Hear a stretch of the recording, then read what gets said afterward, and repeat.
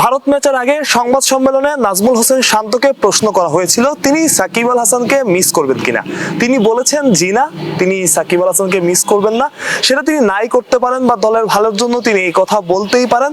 তবে যতবার চ্যাম্পিয়ন্স ট্রফির কথা আসবে, যতবার বাংলাদেশের নাম আসবে, ততবারই সাকিব আল হাসানের নাম আসবে, মাহমুদুল্লাহ রিয়াদের নাম আসবে।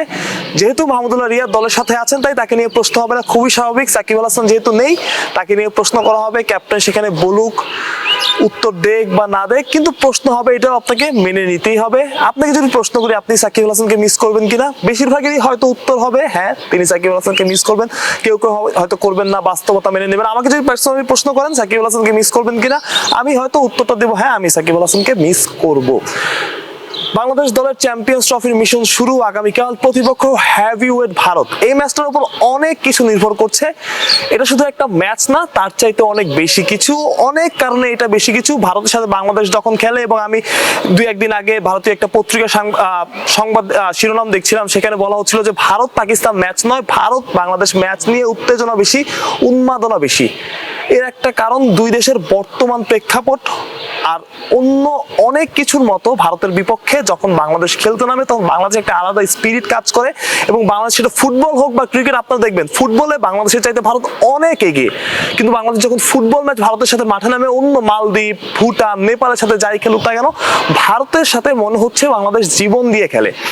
সেটা যদি আপনি খেলাটা দেখেন তাহলেই বুঝতে পারবেন। এর আগে আমরা যখন ভারতের সাথে ফুটবলে ড্র করলাম সেই ম্যাচটার কথা নিশ্চয়ই আপনাদের মনে আছে। যাই হোক, অন্য টপিকে না যায়, অন্যদিকে না যায়, কালকের ম্যাচটা আমাদের জন্য গুরুত্বপূর্ণ এবং অনেক আত্মবিশ্বাস নিয়ে বাংলাদেশ খেলতে নামছে। ভারতের দলে অনেক ইনজুরি সমস্যা, কিন্তু বাংলাদেশ দল অনেক দিন পর একটা একাদশ নিয়ে মাঠে নামবে। এখন পর্যন্ত যে দলে আসলে কোনো ইনজুরি সমস্যা নেই, অর্থাৎ ইনজুরি মুক্ত একটা দল নিয়ে খেলতে নামবে। হ্যাঁ, সেখানে সাকিব আল হাসান খেলতে পারছেন না, তামিম ইকবাল রিটায়ার করেছেন, অনেকে নেই, কিন্তু আলটিমেটলি কোনো ইনজুরি সমস্যা নেই। এটা একটা বাংলাদেশ দলের জন্য স্বস্তির ব্যাপার। এখন আমাকে যদি জিজ্ঞেস করেন বাংলাদেশ দলের জয়ের সম্ভাবনা কতটুকু, আমি আসলে সেটা বলতে পারবো না। তবে এতটুকু আপনাদের এনশিওর করতে পারি যে বাংলাদেশ দলটার ভারতকে হারানোর সামর্থ্য আছে। তা না হলে বাংলাদেশ দল 2007 সালে ভারতকে হারাতে পারতো না। সেই দলটা তো এই দলটা চাইতে শক্তিশালী ছিল না। তামিম ইকবাল তখন মাত্র ক্রিকেটে এসেছেন, মুশফিকুর রহিমের মাত্র ক্যারিয়ার শুরু, সাকিব আল হাসানের ক্যারিয়ার শুরু, সবারই তখন মাত্র ক্যারিয়ার শুরু হয়েছে। তখন সেই দলটাকে বাংলাদেশ হারিয়ে দিয়েছিল। ক্রিকেটে আসলে যে কোনো কিছুই হতে পারে। তবে আমি জানিয়ে রাখি, আপনি যদি মনে করেন বাংলাদেশের ভারতকে হারানোর সামর্থ্য নাই, তবে আপনি ভুল মনে করছেন। বাংলাদেশের অবশ্যই ভারতকে হারানোর সামর্থ্য আছে, এবং আগামীকালের ম্যাচ যদি বাংলাদেশ জিতে যায় সেটাতে আমি অবাক হব না, বা সেটাকে আমি অঘটন বলবো না। তবে সবাই আসলে ভাবছে যে টুর্নামেন্টে হয়তো বাংলাদেশ 7-8 নাম্বার হবে, 6 নাম্বার হবে, সেমিফাইনালের আগে বাদ পড়ে যাবে একদম নিশ্চিত। আমি আসলে আলটিমেটলি সেটা ভাবছি না।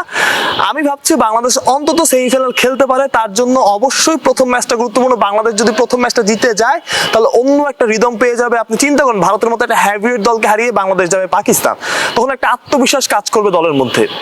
2007 সালের কথা বলছিলাম, বাংলাদেশের খুব নাম করা কোনো ক্রিকেটার তেমন ছিল না, সাকিব আল হাসান তখন বিশ্বসেরা হননি, তবে একটা ফিয়ারলেস অ্যাপ্রোচ ছিল। জহির খানকে ডাউন দ্য উইকেটে এসে তামিম ছক্কা মেরেছিলেন। সেই কাজটাই করতে হবে তানজিদ তামিমকে, সেই কাজটাই করতে হবে সৌম্য সরকারকে, সেই কাজটাই করতে হবে মুশফিকুর রহিম বা মাহমুদুল্লাহ রিয়াদকে। ফিয়ারলেস ক্রিকেট খেলা, সিনিয়র থেকে জুনিয়র যারা আছে তাদের নিয়ে ফিয়ারলেস একটা ক্রিকেট খেলা, ভারতকে হারানোর জন্য খেলা, ভারতকে হারানোর লক্ষ্য নিয়ে মাঠে নামা, এবং বাংলাদেশ যে পারে সেটা প্রমাণ করে দেওয়া। বাংলাদেশকে নিয়ে তুচ্ছ তাচ্ছিল্য, বাংলাদেশকে নিয়ে অনেক কটু কথা, দিন শেষে দেশটা তো আমাদের খারাপ লাগে যখন এগুলো করা হয়। সুতরাং সেই জবাবটা দিতে হবে মাঠে, ফেসবুকে, সোশ্যাল মিডিয়াতে। আমরা যতই কিছু বলি, যতই প্রতিবাদ করি, দিন শেষে সেটা কোনো কাজে আসবে না যদি মাঠের পারফরমেন্স কাজ না করে। যেটা বলছিলাম, দেশটা আমাদের, দলটা আমাদের, মাঠে যারা 11 জন খেলে তাদের আমরা সমর্থন দিতে হবে। তাদেরও এটা মাথায় রাখতে হবে যে তাদের দিকে 16 কোটি মানুষ তাকিয়ে আছে। 16 কোটি মানুষের স্বপ্ন, ভরসা, আশা এবং আত্মসম্মান বোধ সবকিছু তাদের ঘিরে, যাতে তাদের নিয়ে লড়াই করে সোশ্যাল মিডিয়ায়, ফেসবুকে কিংবা সামনাসামনি। 16 কোটি মানুষের জন্য খেলুন, দেশের জন্য খেলুন, সর্বোচ্চ দিয়ে খেলুন, এবং সান্ত্বনার হার নয়, জেতার জন্য খেলুন। তারপরে যদি হেরে যায় বাংলাদেশ সেটা অন্য ব্যাপার, বাট জেতার জন্য খেলুন, যেটার ইন্টেন্ট নিয়ে খেলুন, এটাই থাকবে কামনা। এবং আমি আবার বলছি, বাংলাদেশের এই দলটা জেতার সামর্থ্য আছে। শুভকামনা বাংলাদেশ দলের জন্য। আশা করি ভারত ম্যাচে বাংলাদেশ জয়লাভ করবে এবং দুর্দান্ত একটা শুরু করবে চ্যাম্পিয়ন্স ট্রফিতে। মাহরুজ প্রত্যয়, বিডি ক্রিক টাইম।